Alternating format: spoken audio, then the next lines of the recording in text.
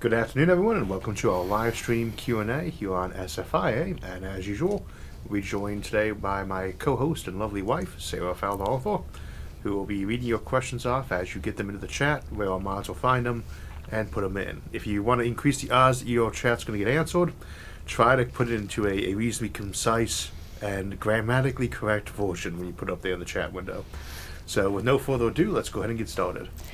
Well, we've got some great questions today, and we just finished our snack because, of course, we have to eat beforehand. Yeah. So we have Sindri and Mayaskill helping us, and the first question is from the Wise Ninja, and he wants to know, what is today's topic? Today's topic? I guess today's topic, I got one up on the screen that was just popping up. Today's topic is the live stream. This upcoming week's topic, let's see, we just had the episode. What was this week's episode? I write them months in advance, and I turn them into videos weeks early, and then just minor edits, so it's sometimes hard to remember, but probably appropriately, it's going to be Staying Sane in Space. Is the episode that's coming up on Thursday. I thought for a minute we stumped you with the first question. You remember Logan from the ISDC conference? That's the one he helped write, so a very nice guy there. So that's this upcoming week's episode, and of course, we just had the episode of the Fourth Space Settlement, which is up on the screen right now, coincidentally. All right, so we'll go ahead and go to the next question. From Cannon Fodder 43, thank you for your super chat. The European Space Agency announced plans to develop orbital solar power satellites. What can be done to win the support of skeptics and critics? I started off as one of those skeptics, so it's when I was a kid, when it comes to overseeing scientific, one of the first places I go is how to make a weapon out of this thing. And what's neat about space-based solar power is it's so easy to turn into a death ray. And so I never really liked the idea of space-based solar power. But then maybe a few months before we actually did the episode on power-based satellites in 2018, I think it was, I had a friend who was helping do some of the images and graphics for that, Chris Hartland, who kind of explained why that was actually really, really safe, and looked into it more with another friend, and it was like, wow, this is actually very easy to set up so it is not automatically a death ray, nor you have some insulation you could easily turn it into it that way. In almost every discussion of it, that's the two things you got going on there. Well, three. There are three challenges you have with space-based solar if you really want to work with it. One, nobody trusts solar power right now. We're moving on that a little bit, but solar power has a bad reputation for being that thing that, like fusion, is always on the horizon, only we had it, and it's not profitable yet. And we're kind of getting to that point where it is good now, but there's still a lot of time lag on people just not trusting it, kind of like you have with electric vehicles. The second is space. Nobody ever really trusts things we put up in space. It's hard to repair them. It's incredibly expensive. And then, of course, the third one is, how do I not make a weapon out of this? Those are the three things you're trying to talk with folks on this about. And you don't have to trick them. You just tell them, what the facts are and things like this. And usually they'll be a lot more confident. They just need more information, and that's the one to use it with. And the other will say, if we really want to get into space, what we need is some sector of the economy that's just going to make us tons of money, that can have all the knock-on effects of things around it being built up, taking advantage of that. And the space economy could do well to have a multi-trillion-dollar industry suddenly arrive there, and one of those industry is power. The power sector is that big, so that's the thing to keep in mind for that. I think it's a great observation, though, that a lot of times the challenge isn't whether or not you can do something as much as it is whether or not there's critics or skeptics or people who are not going to support it actually happening. Yeah. I think that is always the problem is you get people who also have their preferred one they really are focused on, and my own attitude towards energy, which is very very surface level, is you cannot have too many areas you're researching and improving on. You don't want to just waste money. You got to have standards and benchmarks and responsibility, but the more types of energy you're looking into, the better. So the next question is from Dara Cloak. Thank you for your super chat. Hi, Isaac. How likely do you think it is that humans are the only intelligent civilization in the Milky Way? Oh, I'd say probably about, let's see. I call it 50-50 because the reasoning is all the logic and evidence we have for the show says probably not. But it's kind of working on the assumption that all basic scientific concepts are that solidly correct right now, right? If you're trying to figure out what the status of the galaxy was in the 1850s, you have a little bit of evidence indicating that the planet might be very old and that stars might be kind of old, and it doesn't actually work out very well when you run the numbers on that. Without fusion, without cosmic expansion specifically, you have a view of the universe that's got paradoxes in it, like Orbital's paradox, same as the Fermi paradox. It doesn't seem to fit the available data. Right now, I would say that the Fermi paradox has about a 50-50 chance of being in that zone 2, where we're just missing something so critically vital, right? That throws everything out the window. Kind of like those logic puzzles that I was getting right all except for the one clue that Well, right, solved the whole puzzle. When you miss one of them, and this is why we audit all logic puzzles to make sure that they're all correct. Don't clap at me. I like my logic puzzle, but I have had 2 puzzles in the last 24 hours that I got one clue and I got stuck on with it. only half of it. It's hard to go back and actually I will hijack your point there. It's hard to go back sometimes when we're looking at a lot of scientific concepts and say, I know there's an error in here. What of my core assumptions do I need to replace? And sometimes you have to go all the way back to start and go back through again. And that's horrible. It's horrible to do that, but it's so necessary for some of these concepts. So, where the Fermi paradox is concerned, I'd say if our current data is right, if the current view of the universe is right, then the odds of there being another intelligence in this galaxy are basically 0, right? With the exceptions of things where they're kind of pan-galactic, e.g. the program was God, etc., things that are in this galaxy because they're everywhere, right? Alternatively, if our fundamental concept of the universe is wrong, and I'd say that's probably about a 50-50 chance right now. So there you go, 50-50. Point for bots. Christian Corello, thank you for your super chat. What are some of your favorite spaceships in sci-fi? Why? And can you imagine humanity trying to build a working version of any of them in real life? One of the episodes, I think it might be, no, it's not up there because I just got the after report today. One of the episodes we've coming up is called Can You Own Your Own Personal Spaceship? And that was a fun one to write because it's, the thing we all want is to have our own spaceship. And for some people that's like the Millennium Falcon or it's the Serenity from Firefly. Others it's I want to be the captain of the Enterprise type of thing. My personal favorite would probably be a rogue trader from 40K because you have a ship that's like miles long and has a crew of thousands of minions. And you get to go all sorts of other places, So, I love the gigantic trading ships you see in some of the things that have kind of more of a, I'd say more of an Age of Sail feel sometimes the way the stories go. But if I had to pick a personal spaceship I wanted to own, that would probably be it. But yeah, there's so many cool ones out there. Not the Nostromo from Alien though, not that ship. I think I'd settle for an airplane. That's a good starting point. Reverend RV, Mars being smaller has the largest mountain. A super Earth should have smaller mountains.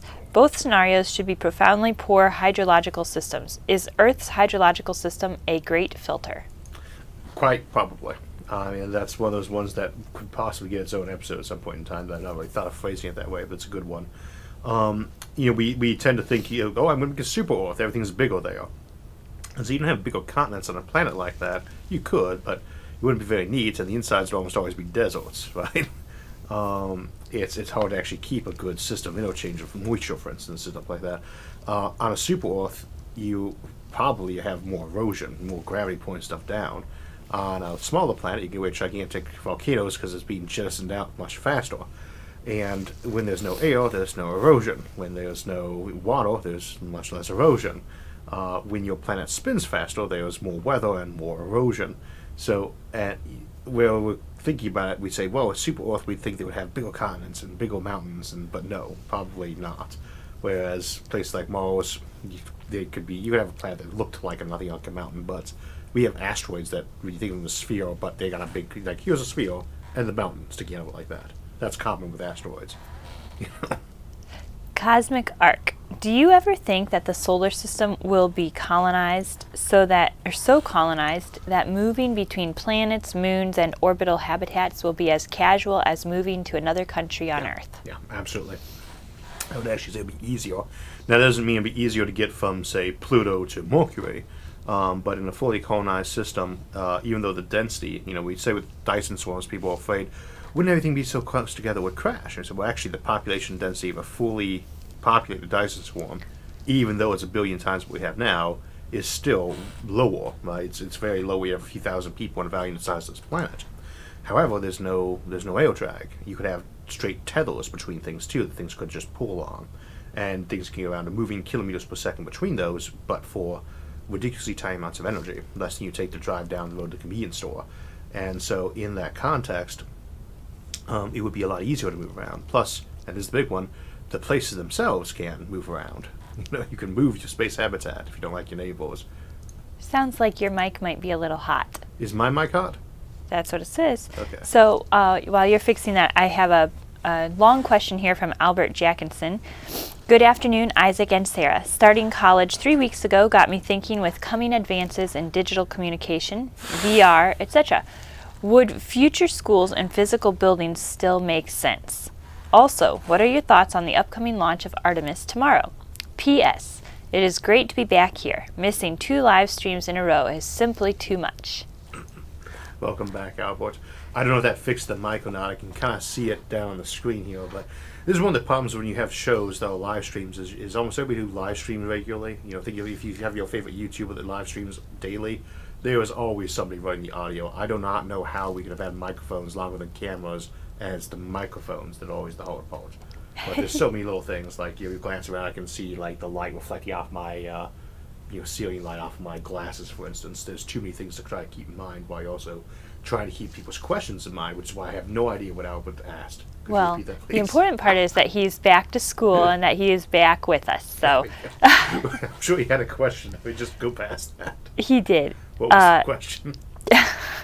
His question was first, with whether or not a physical school building was still going to be necessary in virtual reality and digital communications age. Yeah, I think the answer would be that, much like radio or TV, and using those examples again, you will have these things still around a lot. But no, I mean, I think, and I would say probably the one you see the most start going away soon will probably be a lot of the universities. They're not going to disappear, or they're never going to go away completely. Cambridge will still be around in the 800 years, I'm sure, but you just have so many facilities that are going to start switching to satellite formats, because while it has become something of a rite of passage, like buying a car to go out to college for a lot of people, that is a huge expense, a huge amount of time, and often to be out away from your home in a very strange alien place.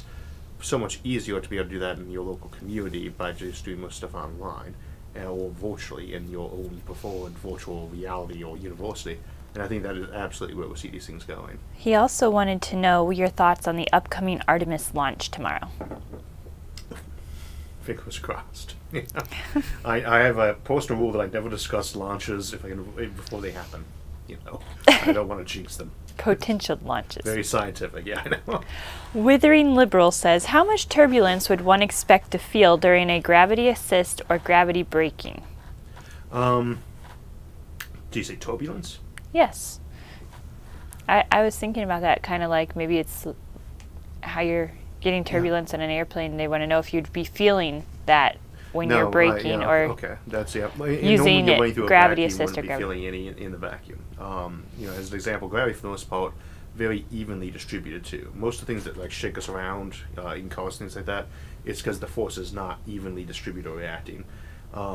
We have an amount of energy interchange between the Earth and the Sun and the Moon, or the Earth and the Sun, that dwarfs anything like the amount of energy that goes off between the planets over their whole lifetime for sunlight. But we don't barely feel that because gravity is such an even force. There's so little friction involved in it, just a little bit for tidal heating.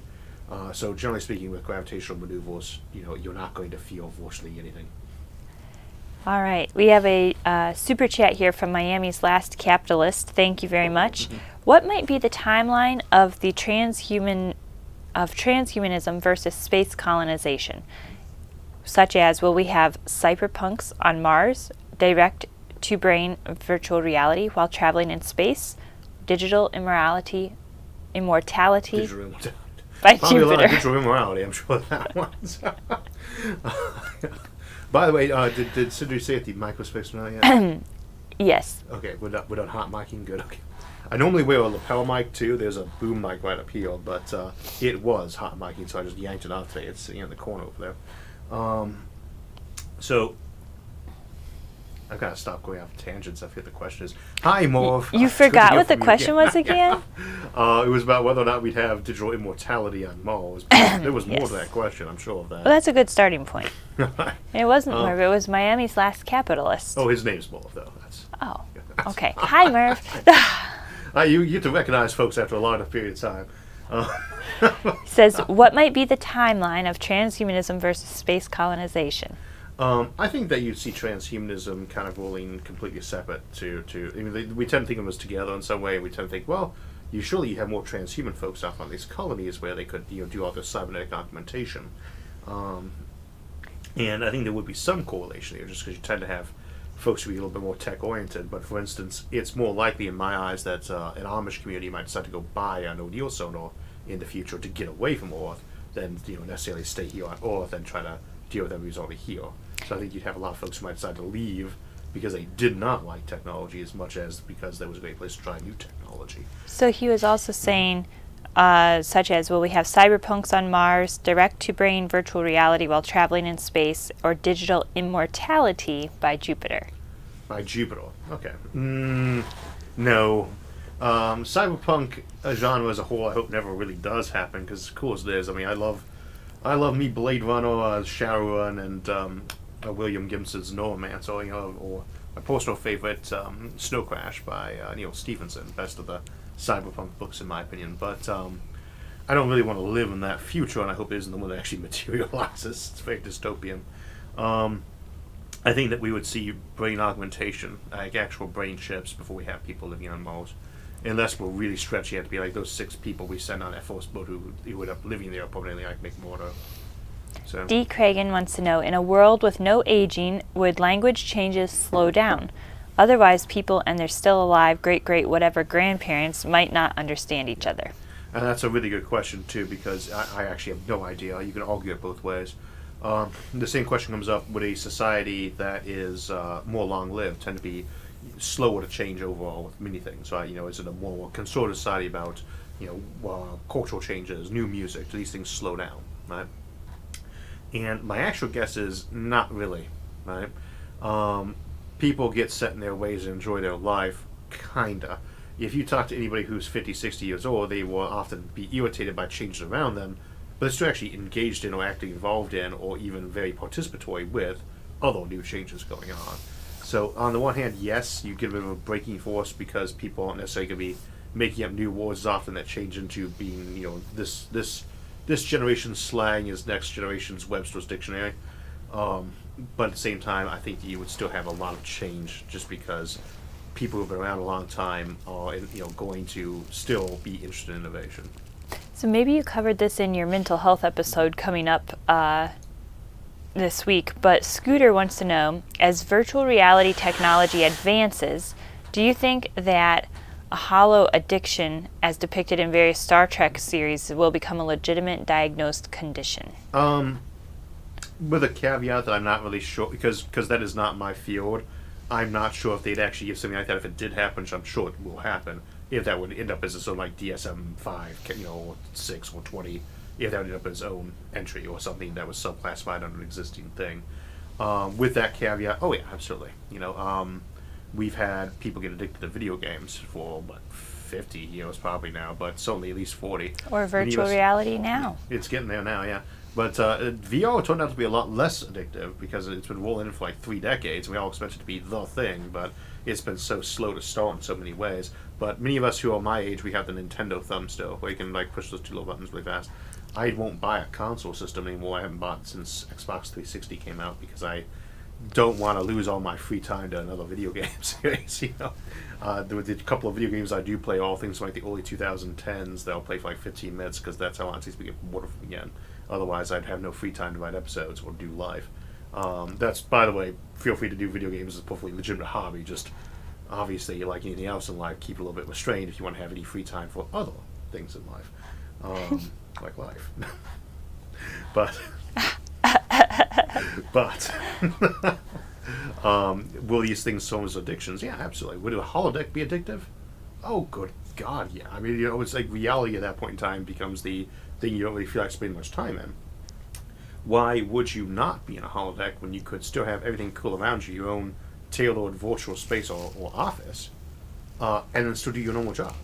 You're in the factory, and the factory conveyor belt's going through your holodeck environment, which might be a beach somewhere with more interesting people than your fellow factory workers. And why not? The coordination on that thing would allow that. Of course, the point is that it's not going to it's not going to really be necessary to do a factory in a kind of environment that has that level of technology, but there you go. Star Trek looks at it a lot in some very interesting ways, more in Voyager. You got the original Reg Barkley episodes on that, they're all fascinating, but Voyager looks at it more with the Doctor, I think. And then there was a series written by William Shatner, or maybe ghost written by him, after the Star Trek Generations movie had come out, where he is like resurrected and fights the Borg, which it's a bit of a mixed quality level, but they actually have a lot of things they discuss in there about weird things you'd expect to see with virtual reality and holodecks, like the entire bridge being a holodeck, just because you can change the interfaces so much more easily. And I think that's an interesting one, the idea that everyone in Star Trek would have their office space as a holodeck. So. Welcome back, Isaac Bordeaux. What do you think of Max Tegmark's mathematical universe hypothesis?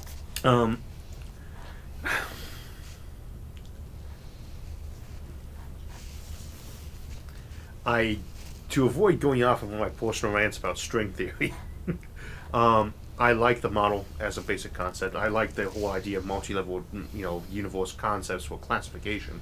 But it seems like I like string theory as a basic concept. I tend to feel that we are not going to find the answers to all physical reality via math. I feel like math is how we check available data for these things. And I worry sometimes that math-based conclusions about the physical universe, where there's no actual data or evidence, because we're doing it because we don't have that data, can often lead us onto some bad paths that are hard to conform. And so, we don't have that data. If we did, we would do it that way. I'm not knocking the folks who are doing that, but I tend to worry about it getting a little bit too worked out to the point that we become confident that exists. And so you might have some system that looks like the old retrograde orbits of the planets where they did little circles that's been canonized by the math and numbers without any data. And that tends to be my way about things like string theory or multiverses a lot. That said, they're beautiful models. I like them. They might very well be true, but there's not a lot of data to back up that approach, in my opinion. Alexander Potachev, thank you for your super chat. What is the best way to learn general and special relativity? I think I need to find like a new antihistamine. I'm allergies today. The ragweed Special popped. relativity is the easy one to learn, right? General relativity, you make a decision going in, and it actually is. This is one of those examples I poke people at a little bit, because a lot of times the explanations people give for special relativity fall into two camps. The incorrect one someone gives who doesn't actually know what they're talking about, and it's just kind of like, or doesn't know it very well, and just trying to push on it so it never makes sense to people. And then there's the one that is overly technical and just not well suited for it, so that the person's just not getting a very good explanation.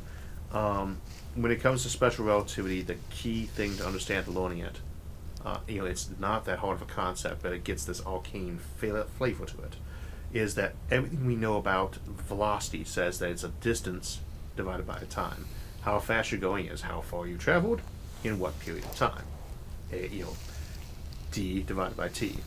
The weird thing that we discovered towards the end of last century, and actually just about 60 miles down the road here at Case Western, was the speed of light always gets measured the same everywhere. And no matter how we tried to measure it from whatever angle, whatever relative position, much as a baseball you're throwing was going faster out of a car than someone who's standing next to the car that was not moving, it kept getting measured the same speed. And so we said, how can that be? You cannot possibly have something moving the same speed for different observers and different frames of reference. That wouldn't make sense. Frame of reference being, are you standing still, or are you on a top of a car that's moving by, etc. And we said, well, if the velocity is staying the same, then the distance or the time has to change. That's the key one. If something is moving the same speed, even though it cannot possibly be moving the same speed from a different angle like that, then either the distance or the time has to be altering. And that's where you get that time slowing down or distance shrinking. That is special relativity. The rest is just the equation. The equation is a little bit algebra, but not too heavy, right? That tells you how much it does. But the equation doesn't tell you what it does. It just tells you how much it does it. That's what's happening. The velocity of light is constant, and we have to realize from that it tells us something new about the universe, that distance or time themselves can actually shrink depending on your perspective, where you're at, how fast you're moving. General relativity takes that one step further and says mass and energy and gravity can make the same effect happen, not just your speed of motion, but things like acceleration or gravity can do it. That one, the math is way harder for to actually calculate with. problem with general relativity. The concept, very easy. Acceleration, gravity, and mass also slow time or distance too. But the calculations are way harder. Kyle Musgrave says, "Hi Isaac, hi Sarah. I have finally caught up with all the chronology. Thank you so much for amazing content. Can I ask your opinion on the Vada's World series? You have never mentioned it." I'm not sure I can even think of it right now. I'm thinking the author's name is Elizabeth. I'm sorry, Vada's War series. Yeah. Does that help? Well, it's very familiar, but I can't seem to pull it up right now. I will come back to that later. Next question. Fate's End. Hi Isaac, if faster than light isn't a thing, then could the time it takes light to travel be a solution to the Fermi paradox? Could it be no light or signal could have gotten to us yet since their development? So, through the power of Google, I was right. It was somebody whose name started with Elizabeth. It's Elizabeth Moon series, and I've only read the first book or two. I liked it, but I never really followed it up that much. What was the actual question right there? Would you like me to repeat Yes, the question prior to this or this one? I'm not going to switch the camera out here because you're glaring at me. You said you weren't going to switch the camera, so I glared at you. So you want me to repeat the Fate's End question? Please repeat the second question, yeah. Hi Isaac, if faster than light isn't a thing, then could the time it takes light to travel be a solution to the Fermi paradox? Could it be no light or signal could have gotten to us yet since their development? No, and I think this is the big issue on that one. It's as fast as light is, it's slow compared to the vast timelines of the universe and the galaxy. However, as slow as time is at that scale, it's still really fast compared to the timelines of planets or stars living. The reality is that it's only been light that leaves from one side of the galaxy to the other only needs 100,000 years to get here. And if you're thinking about civilizations lasting for millions of years or evolving over millions of years, in that kind of construct, then there's no real reason why you wouldn't have already have signals coming in from other galaxies, let alone our own. That's one of those things we've looked at more throughout the Fermi Paradox series, so we'll go over those points in a lot more detail. Just a Bill 02. Now that we're heading back to the moon, what do you think of building an electromagnetic railgun launch system on the moon to build or launch vehicles built on the moon, mostly from lunar material? I love it. Now, probably not mostly from lunar materials to actually build the thing. That would be nice, but there, I think that one I'm a little bit more pessimistic and be able to do early on. Maybe in terms of just like bulk mass, like where you can pylon material. But we have a nice model we use in some of the episodes that Ian Long did. He's from deduction from light that I love using on that. It's just kind of a zoom through a moon base that launches it off there. But I love the idea of a lunar railgun. That's just the best place to put one for helping build up the area around Earth and even a lot of the colonies that we want to put up there. This changes the game a lot. So very much in favor of it, but that's definitely to me more like a that's not the thing you do day one of colonizing the moon. That's probably 20 years down the road. Sonabello, could it be possible to send matter or energy through a wormhole without sending information? Yeah, and this is something that kind of gets, imagine for the moment the Big Bang was a wormhole and matter was just flowing out from some of the universe. This is not how that works, but that's kind of your idea of kind of white hole. You would have a very similar effect to a Big Bang, and you just have hot material coming out, super hot material that had no data to it. Or super cold, I suppose, too. It doesn't make a difference, but the point is it's all scrambled. It's random static, right? If you had something like that coming out and you looked at it and said, wow, there's a pattern here, that would be problematic because it would imply you could violate causality. But potentially, if you had a wormhole that allowed you to move things inside this universe as opposed to between two universes, but it scrambled it, that doesn't violate causality then, because you are going to be pushing information from one place to another, but the information is not making the journey beyond the trivial fact that the wormhole exists, right? It's like with quantum entanglement and spooky action distance. You're not actually finding out anything. You can't send information that way. And a wormhole like that would still be useful because you could use it as a really good spaceship drive. Imagine if you had a wormhole that you could just chuck matter out the back that was coming out as superheated hydrogen or something like that, as it reformed from constituent particles. Very good engine, very good power plant, but that wouldn't have any value for space travel in that context except for the fact that it would let you push ships with very free energy and rocketry as opposed to faster than light. I think, was that the signal we're going to break? I think we're going to break. Alright, so we'll get to more of your questions in a few minutes, and we'll see you soon. So we'll be on break for a few minutes to grab a drink and a snack, and while we're waiting, you can get more questions in the chat for our moderators. If we don't get to your question today, you can post it in the comments section of the live stream, and I usually get to most of those a day or so after, at least for a quick answer. Some need longer ones though, like this one from last month's comment section. NG Simple asked, would you consider populations of autonomous self-replicating machines to be a form of life? Also, could said machines evolve? This is something we've talked about in episodes like Low-Tech Khrushchev Civilizations and our Void Ecology and Space Whales episode, and so did Gregory Benford in his Galactic Center Saga series, but this is the basic notion. A self-replicating machine is presumably one designed with some task beyond just basic survival. That's the task or tasks we want it to perform. Once it is in the self-replication game, it can potentially begin mutating though. This is not an absolute. As we looked at before, there are data integrity methods and algorithms like checksum that you can build into machine schematics and reproduction, and it's not too much extra effort to make a mutated reproduction of that data, the machine's DNA, less likely not to occur even for something reproducing to fill whole galaxies and over the lifetimes of stars. Still, if that's not there, if mutation can occur in that machine equivalent to DNA, which I tend to just call MNA for lack of something better, then a new dynamic occurs. The machine has a creator-made purpose and now has the identical evolutionary ones of survival of self and species that we do. By default, that purpose is not contributing to making it more likely to live long and prosper, so to speak. So mutations that change or diminish that purpose are interfering with survivability, while any that make it more about self-survival and reproduction will propagate more, just like with life on Earth.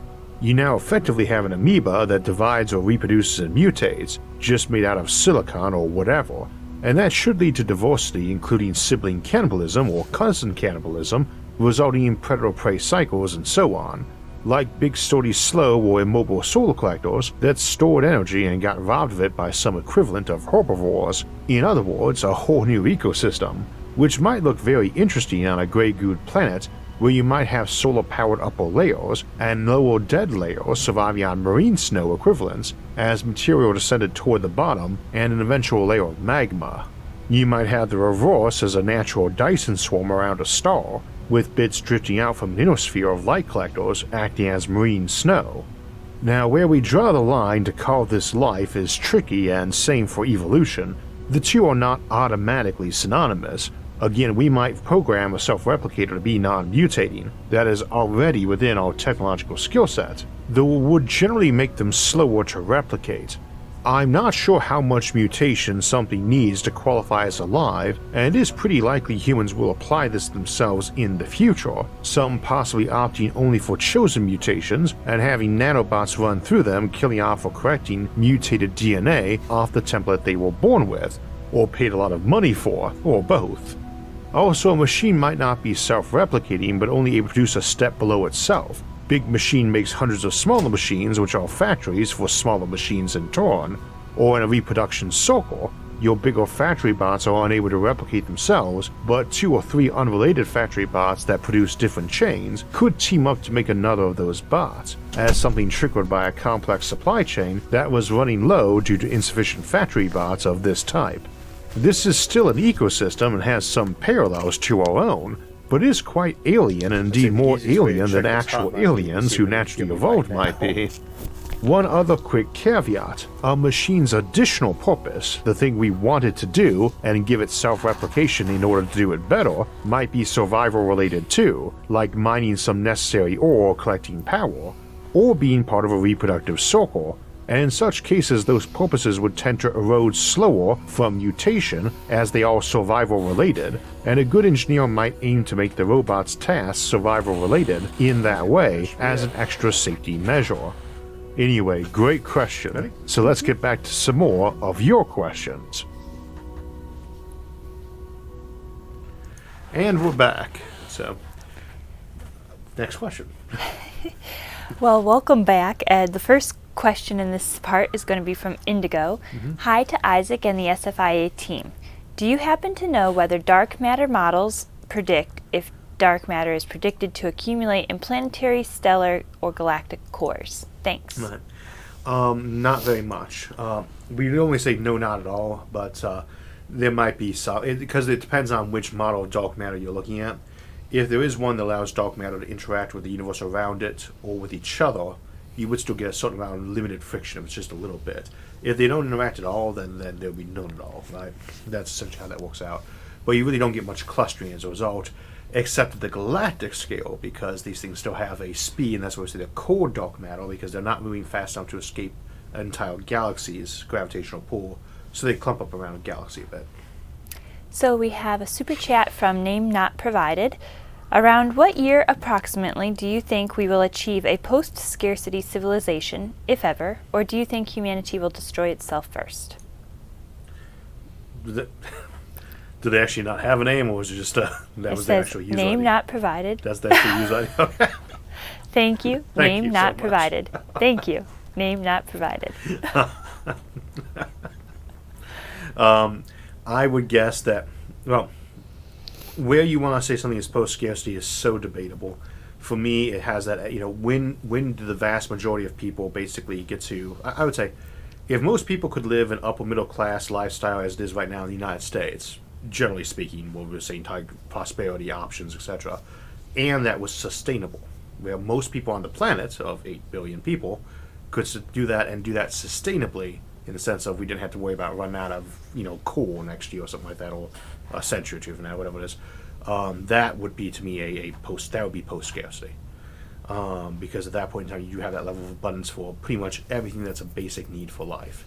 We're not there yet as a result. So now you could make an argument that we've actually been post-scarcity for decades now, especially in the First World.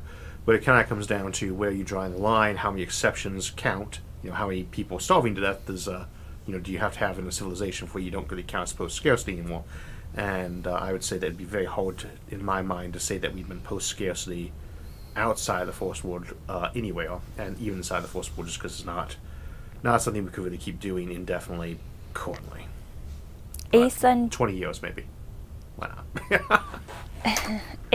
Dead says, if you were to take one thing from physics and incorporate it into a TTRPG, what would it be?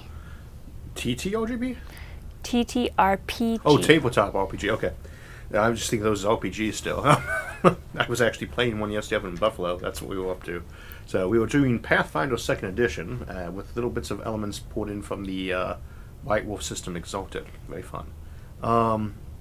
If I could take anything from science fiction and incorporate it into a tabletop? Physics. I mean, that's what you do all the time, but let's see. Well, I would say probably... I tend to like fantasy settings, not sci-fi anyway, just because they tend to get on my nerves. The one that would be, for me, is always scale. Right? People don't really think about things like conservation of energy, and there is the other one. That people remember concepts like conservation of energy and scale. That's the big ones that I bring into almost any tabletop game. Danil Kravowski, thank you for your super chat. Isaac, from which source do you take ideas for your videos, and where do you work in real life? At this desk, really.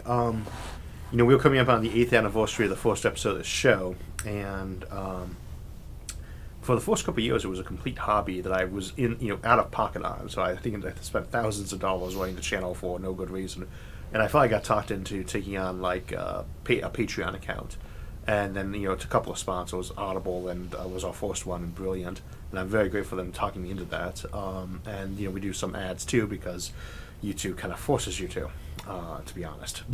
but I would say that probably around year 3, it kind of stopped being a hobby, or even a hobby that was sucking up all my time but wasn't my job, and became my actual job.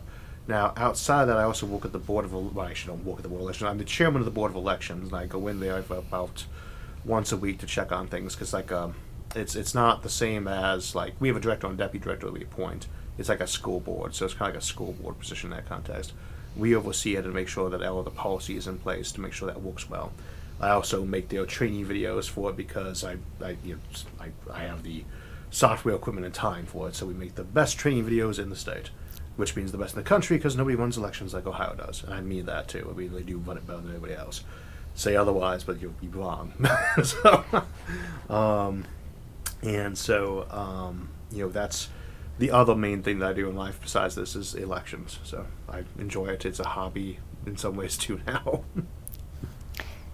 And our farm and our exciting Right, yes, you're additional right. little. I also own a farm, which I'm also sitting on. I'm in my house right now, by the way. This is where I work at. So there's a farm out behind the window here. There's a tractor right over there. And, yes, right over there. So, we keep bees, we farm, we have a rental that we turn my old house into. So And a garden. A garden. We have a lot of projects going on. We stay busy. And that's a good thing to do, by the way. Stay busy. It keeps you active. It always gives you something new to be learning. All right. Are you done hypothesizing on that question? Pontificating. Pontificating. Yes, I Well, I thought you were coming up with additional theories there as you were going on and on. Okay, Go for a so bike ride after this. I feel like I'm going for a bike ride after this. You want to go biking? here or in virtual reality? Not in virtual reality. How about Prescott? The next question, please. The next question is a super chat from Nick Kirkodalius. Thank you. Are energy or force shields theoretically possible? We have an episode called Force Fields that looks at that issue in more detail. And the answer is kind of, sort of, yes, mostly no. Next question. Christian Corello, again, thank you for your super chat. Can rings of tethered orbital habitats round a star be positioned at different angles, one at 180 degrees, one at 90 degrees, etc., so on and so forth? Was it an orbital ring around Earth or Around a star. around a star? Okay. I think that there you'd be looking at see more the kind of well, to tie that back to the other question I answered very, very quickly. One of your ways you can actually put a shield together that we look at in that episode is we say, well, why not actually just use an actual shield, like the old medieval style ones? You got a spaceship. Why doesn't it have a gigantic inflatable, expandable metal shield to block stuff with? You can do something similar around a planet as a defensive mechanism. You put a bunch of, but you can't do a big hollow sphere very well.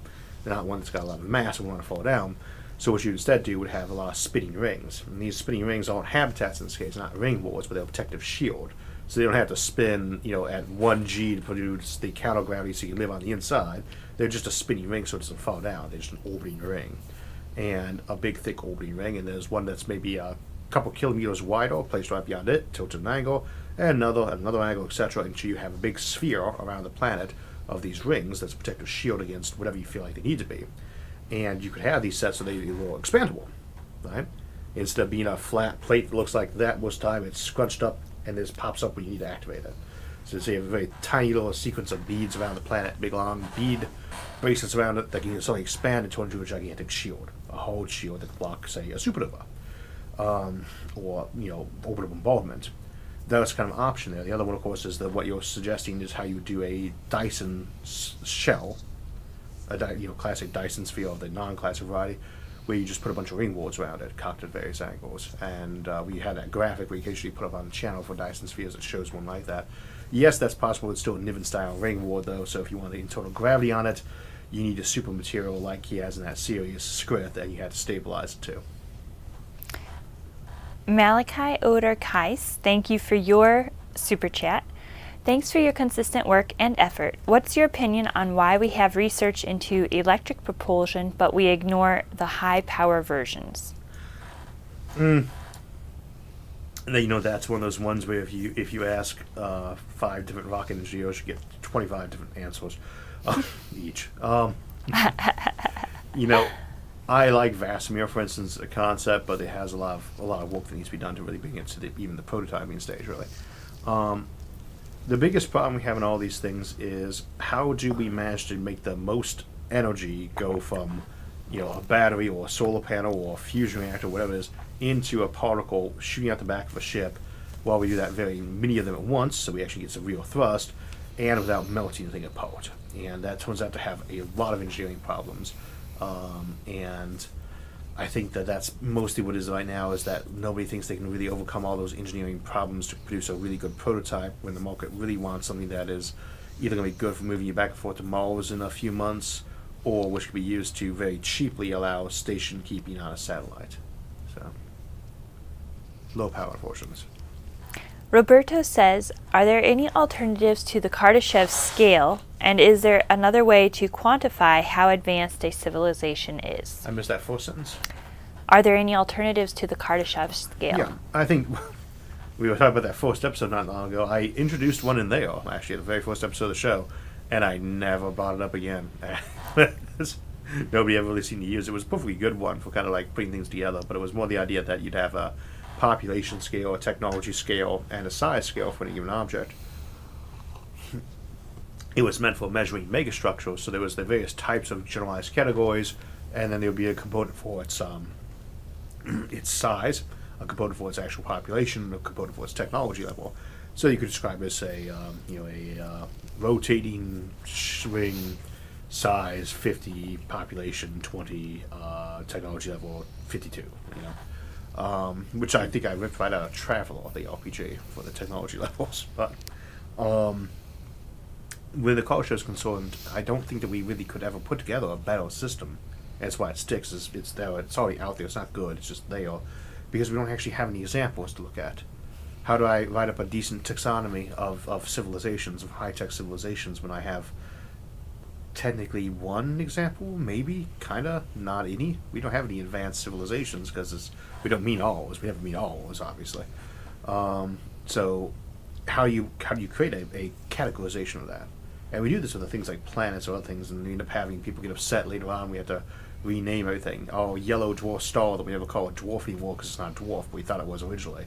Pluto, which has to get demoted as a planet to dwarf planet because we don't want to have another 30 or 40 of them in the solar system we have to memorize, that kind of thing. So I would say we won't have a good categorization system for advanced civilizations till we have a lot of them.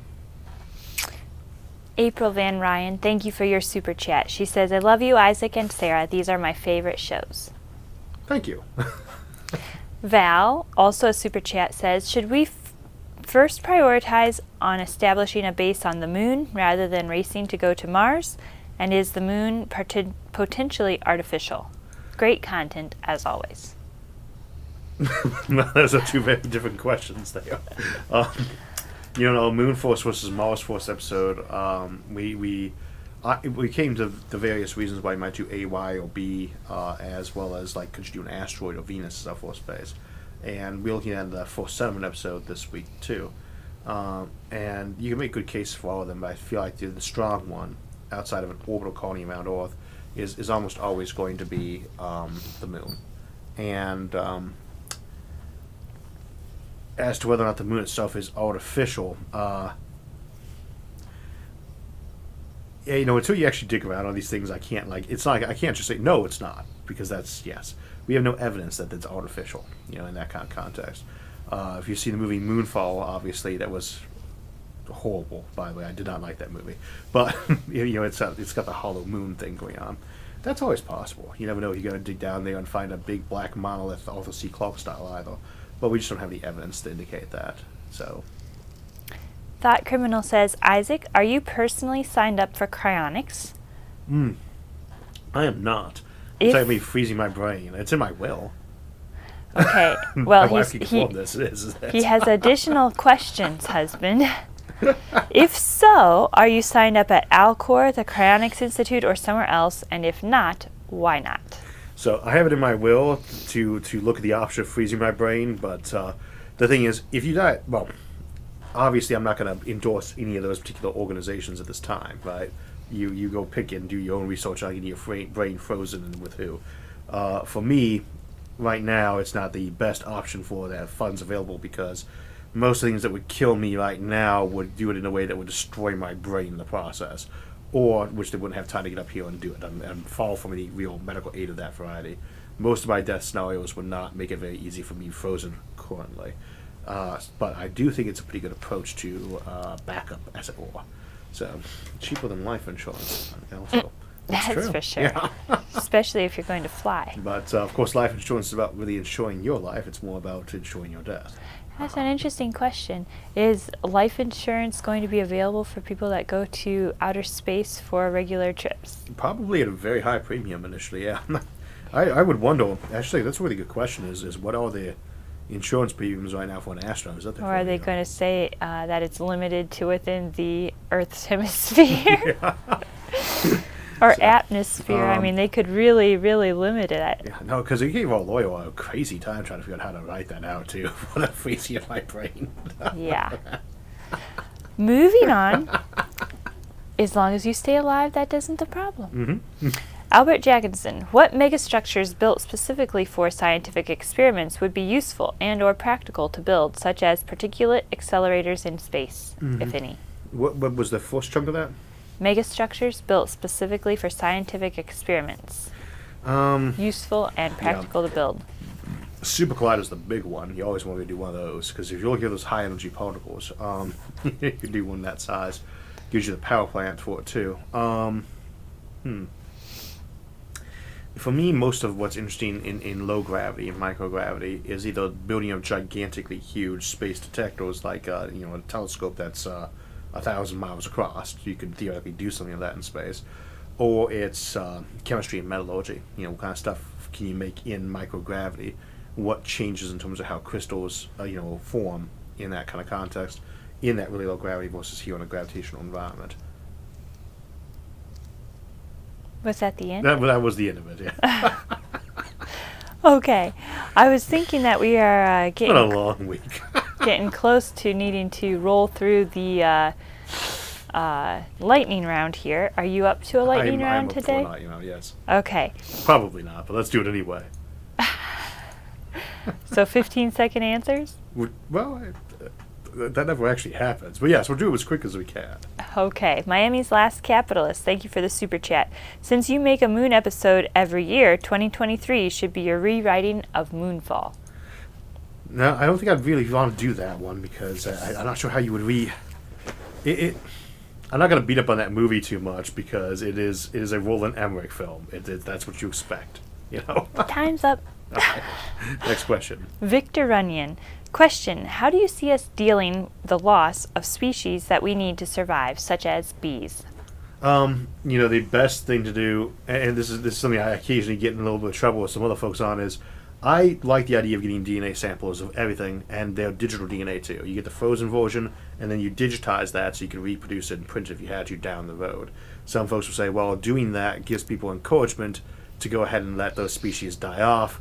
I say that's probably true in a few cases, but it's kind of be like, well, don't put seatbelts in cars, because that will encourage people to drive recklessly. So I feel that the best thing for us to do would be to get DNA samples of all the animals, and then try to keep them from going extinct anyway. I need a little bell, because then I can ring it when you're at the end of your 15-second question. Remember the Cannon night that someone was doing that where they were flicking the little green beam? And I'm going to try that next time. Demiz Recon B4, thank you for your super chat. He says, thank you for all of your great content. Thank you. Bill Wanchalo, also a super chat. Thank you for all you do. Oh, thank you too. These are easy questions. Ahsoka Ventris, I really appreciate how positive you always seem about humanity's future. I wish I was the same. How do you see us getting through the upcoming climate chaos, energy issues, and population? What was that name again? Ahsoka Ventris. Ahsoka Ventress, or? Yes. It's like a Star Wars, Clone Wars mixed with like two different name sets there. Ventress and Ahsoka. Well, continue on. What was the question again? I really appreciate how positive you always seem about humanity's future. Thank you. How do you see us getting through the upcoming climate chaos, energy issues, and population? I actually tend to think that population itself is actually one of the things that's going to help us on this.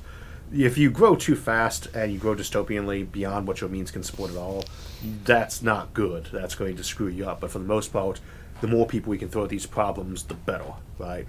And that usually requires a pretty good and educated population, lots of resources. For climate in general, obviously that's all about finding that new power system. To me, that's find a better source of power. I also like solar mirrors and shades for helping cool planets too. Bill Wanchalo. Hello, That's not a Isaac. good light-year-out question. I can't do that in like 5 seconds. How do you see standardized time working in the future? I believe that the best thing we do for that is not to have decimal time. I do not like metric time. So, Would we use Earth's year as our calendar, or maybe simplify into something close but without stuff like leap days? I think that we'd probably keep the exact same calendar we have now and then do it locally to whatever the actual habitat or planet was going for internally. I think that what you get is you have the official time stamp of UTC, and then on top of that you have your time of day for describing it. Like it's noon here, but that's 7 p.m., you know. Mr. Gaster, could a clone sue their original if they disliked their life? You can sue people for all sorts of reasons. I don't think the clone will be able to do that because they're effectively going to be your parent from a legal perspective. Trying to sue your parents for what's been done doesn't. It makes the TV news for a joke, but people are very unsuccessful suing their parents. Andre Jones, thank you for your super chat. Another Fermi paradox question. Do you think the James Webb Telescope will ever detect Type 2 or Type 3 civilization immensity of the universe? I mean, if they're there, it could. It could see K3s. But I don't think that. I'm not really expecting that, to be honest.